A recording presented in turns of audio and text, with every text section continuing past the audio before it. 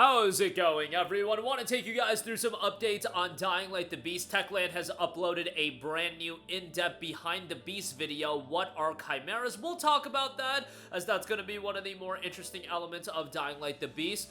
Also want to give you guys a heads up on some of the confusion with the Ultimate Edition, the upgrade, or rather the free copy of Dying Light the Beast that a lot of people are getting. Quote-unquote free copy. You paid a premium for the Ultimate Edition. It's not really free.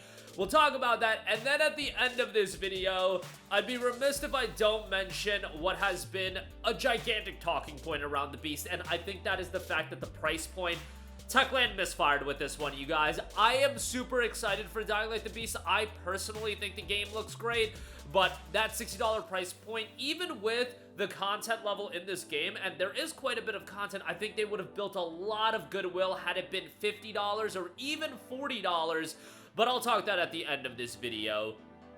So more on that in a little bit. And it's just not me reading social media. It seems like that's a point that people are bringing up over and over again, which is a bummer because I think the game looks great. But I'll talk that and some of my opinions at the end of this video. But right off the bat, again, as I mentioned, Techland did upload a breakdown video on the Chimeras. This is one of the new elements in Dying Light the Beast, and as noted in the video, the Chimeras are boss creatures that are the result of twisted experiments conducted by the game's main antagonist, the Baron. He took special infected and pushed them beyond their limits, mutating them into something completely new, more powerful, unpredictable, and far more dangerous. Their appearance tells a story. These creatures are brutal proof that the Baron's experiments went out of control. They are skinless, terrifying, and meant to make you feel truly uncomfortable the moment you face them. That sense of dread plays directly into the darker, more intense tone of Dying Light the Beast, and that has been one of the talking points about Dying Light the Beast, the fact that they are going for this more horror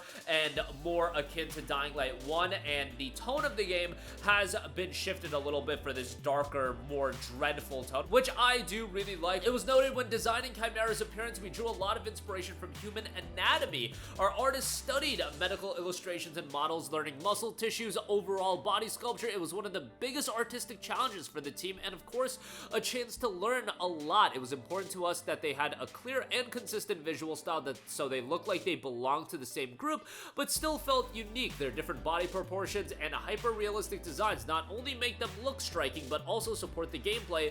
From the gameplay perspective, you will face several chimeras and boss fights throughout the game. Even though their design is based on special infected archetypes from previous Dying Light games, we wanted them to stand out from anything players have experienced in this series before. That's why these fights are intense, usually split into different phases, with the difficulty escalating through new behaviors presented by these monsters. And they are not just tough, some of them are also smart. Others will play mind games with you. Some can turn it into, well, you'll see for yourself, and they didn't want to go into spoilers, and most of them can summon minions to wear you down. One of those moments can be seen in the full gameplay reveal video where the behemoth screams loudly, calling the hordes of biters to appear. They add the difficulty of the fight, but will also allow you to charge up your beast-like powers, which in turn allow you to defeat the Chimera more easily. But when you manage to best them, for all of the Chimeras, you can deal them a final blow using a brutal cinematic finisher. In the gameplay reveal, you can see Kyle ripping its head off with its brutal force, but let me tell you this, far from being the most graphic Chimera finisher we have in the game. So there's gonna be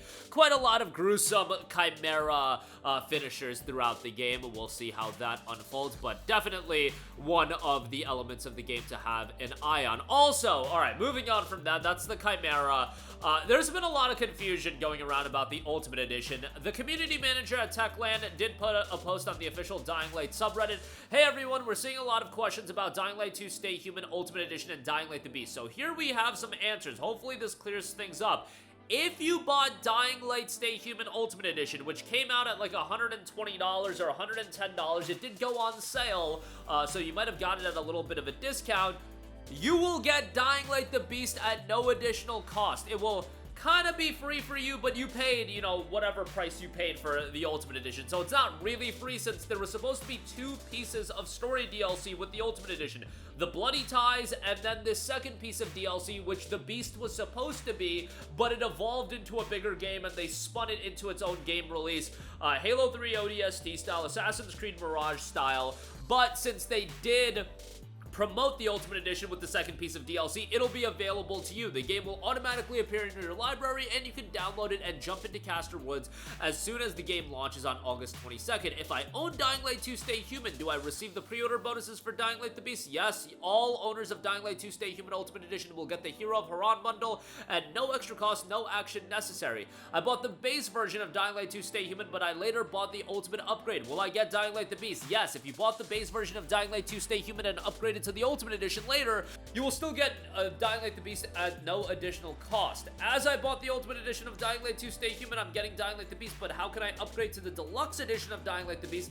If you want to upgrade to the Dying Light Deluxe Edition, you will be able to do so after launch due to technical issues. You cannot upgrade before the game is released. So, there you go. That is everything you need to know if you did buy the Ultimate Edition of Dying Light 2. Now, let us get into the elephant of the room as one of the biggest talking points of Dying Light 2, and speaking of the subreddit, it was one of the most upvoted posts in the subreddit when the game had more of a gameplay reveal, just a screenshot of one of the comments on IGN's video on a gameplay trailer. Game looks exactly like Dying Light 2, reused assets, weapons, animations. It's also a shorter story and a smaller map. Slapping a AAA $60 price tag on the game is extreme. Should have been $40. I think a $40, $50 price tag would have gone a long way. $60 is still the perception of what a standard AAA game is. Yes, some games are $70, but there are $60 games, and more than anything, there are a lot of $50 games that have been building a lot of goodwill with their audience. In Dying Light 2, I really did enjoy the game, but I do see that there was a little bit of a divisive opinion on the game. So, if Dying Light the Beast was going to harken back to Dying Light 1 and it was going to engage not only fans of the original game, but potentially a newer audience, I just think going with a $40, $50 price tag would have done a lot for being like, and here's this little bit of a thematic shift, a tone shift for the game that is going to interest players that may have not been crazy about Dying Light 2, but here you get it for a $40, $50 price tag. On top of that, if you just look at the release structure, the release from Dying Light 1 into Dying Light 2 was 7 years. It was 7 years between games, and Dying Light 2 came out at $60. Yes, you got the following DLC, but Dying Light 2 got the Bloody Ties DLC. In this case, Dying Light the Beast is coming out 3 years after Dying Light 2.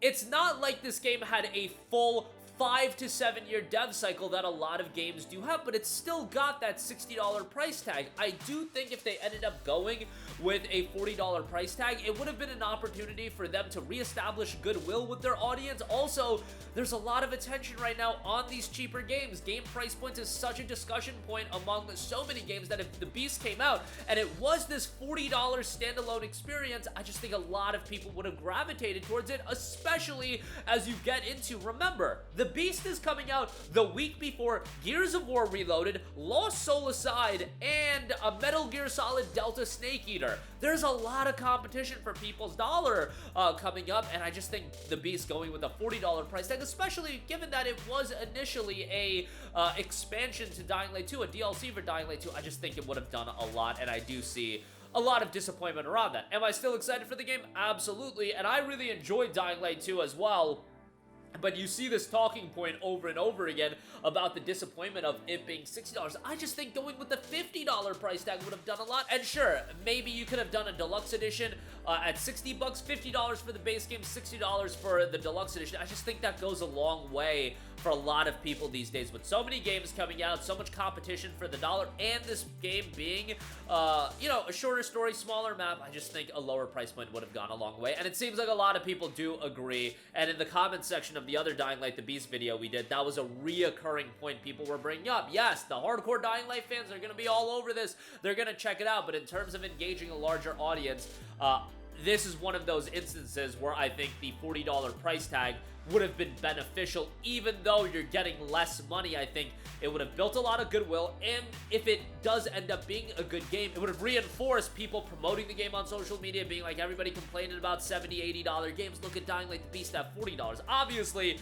that's with hindsight being 2020 and seeing the reaction of game announcements at $80, but I digress. That's my 2 cents. The game will eventually go on sale. More people will pick it up. That's the thing about game price points. At the end of the day, these games will eventually all go on sale, and you can get it for the price point that you want it, but, you know, I just think releasing it at $40 and then having it hold up at $40, having it hold at $40, maybe the initial discount is only 15% off. I think that goes a longer way.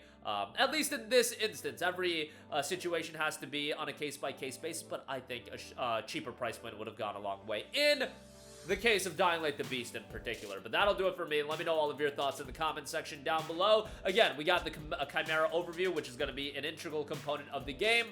Ultimate Editions, they don't gotta worry about the price point since they're gonna get the game just baked into buying the Ultimate Edition of Dying Light 2. And let me know your guys' thoughts on the price point. I definitely am curious. Is this one you're going to end up waiting on a sale for with so many big games coming out? I could see that being something people think about. But that'll do it for me. Let me know all of your thoughts in the comment section down below. Sound off there. Thank you for watching, and goodbye. Hey guys, we hope you enjoyed the video, and if you did, make sure to hit the subscribe button, and if you're already subscribed, do us a favor and hit the bell icon. This way you'll be notified whenever we post a new video. That's the best way to keep up with all of our uploads, and we usually try to upload 2 videos a day. And with the bell icon hit, you'll be notified whenever we do upload a video. As always, thanks for watching.